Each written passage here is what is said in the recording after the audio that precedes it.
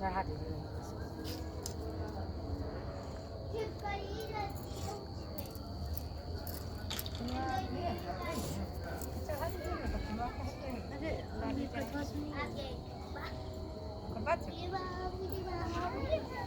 कथवा में लगेगा ना छोटी मायरा इलेक्शन को भी दे दीजिए ना फूलवा अलग रख देंगे फूलवा ले लीजिए ना ऐसे नहीं सुनना चाहिए पता कहीं साइड में रख दीजिएगा, लीजिए साइड में रख दीजिए ठीक है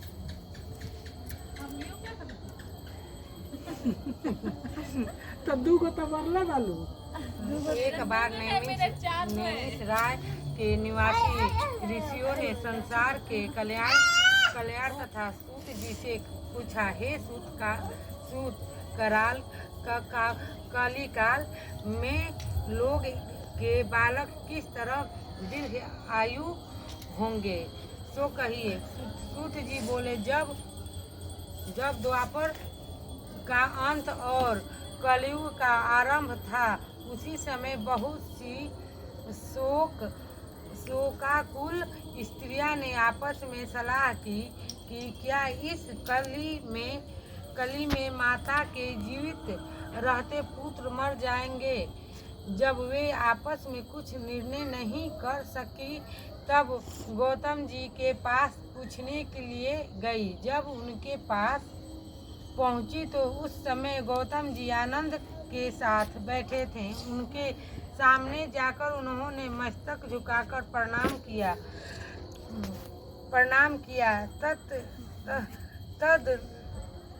तब जाकर सूत जी ने स्त्रियों ने पूछा, हे प्रभु, इस कलयुग में लोग के पुत्र किस तरह जीवित रहेंगे, इसके लिए कोई व्रत या तप हो तो कृपया करके बताइए।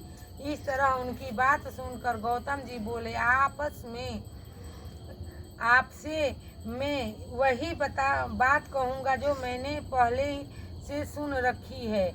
गौतम जी ने कहा, जब महाभारत युद्ध का अंत हो गया और द्वापर अर्थ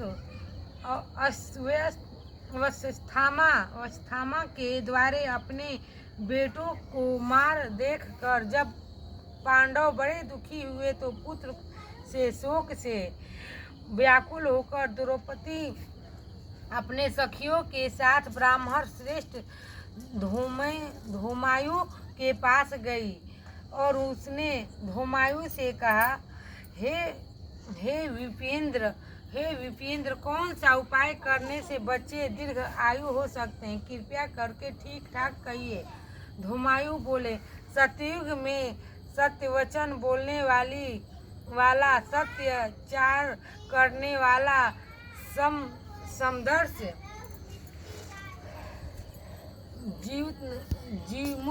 जीमुत वाहन नामक एक राजा था।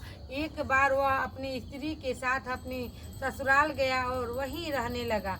एक दिन आंधी रात के समय पुत्र के शोक में व्याकुल कोई स्त्री रोने लगी, क्योंकि वह अपने बेटे के दर्शन से निराश हो चुकी थी। उसके पुत्र मर चुके थे। वह रोती हुई कहती थी, हाय मुझे बूढ़ी माता के सामने मेरा बेटा मरा जा रहा है। उसका रुदन सुनकर राजा जितवाहन का तो मानो हृदय विदृढ़ हो गया। यह तत्काल उस स्त्री के पास गए और उससे पूछा, तुम्हारे बेटे कैसे मर गए। बूढ़ी ने कहा, गरुड़ प्रतिदिन आकर गांव के लड़कों को खा जाता है। इस पर दयालु राजा ने कहा, माता अब तुम रो मत, आनंद से बैठो और मैं तुम्हारे बच्चे को बचाने का यत्न करता हूँ। ऐसे कहकर राजा उस स्थान पर गया जहाँ गरुड़ आकर प्रतिदिन मांस खाया करता था। उसी समय गरुड़ भी उस पर टूट पड़ा और राजा के शरीर का मांस खाने लगा। जब अतिशय तेजस्वी गरुड़ ने राजा का बाएं अंग खा लिया तो झटपट राजा ने अपने दाहिना अंग फेर कर गरुड़ के सामने कर दिया। यह देखकर गरुड़ जी ने कहा, देव योनियों में तुम कौन हो? तुम मनुष्य तो नहीं जान पड़ते। अच्छा, अपना जन्म और कुल का बताओ। पीड़ा से व्याकुल मन वाले राजा ने कहा, मैं पक्षीराज, इस तरह के प्रश्न करना व्यर्थ है। तुम अपनी इच्छा भर खाओ। यह सुनकर गरुड़ रुक गया और बड़े आनंद आदर से राजा के जन्म और कुल की बात पूछने लगा। राजा ने कहा, मेरा नाम है सेवैया और मेरे पिता का नाम वाहन है। सूर्य वंश में मेरा जन्म हुआ है और जीवतवाहन मेरा नाम है। राजा की दयालुता देखकर गरुड़ ने कहा, हे महाभाग, तुम्हारे मन में जो अभिलाषा हो वह वर मांगो। राजा ने कहा, हे पक्षीराज,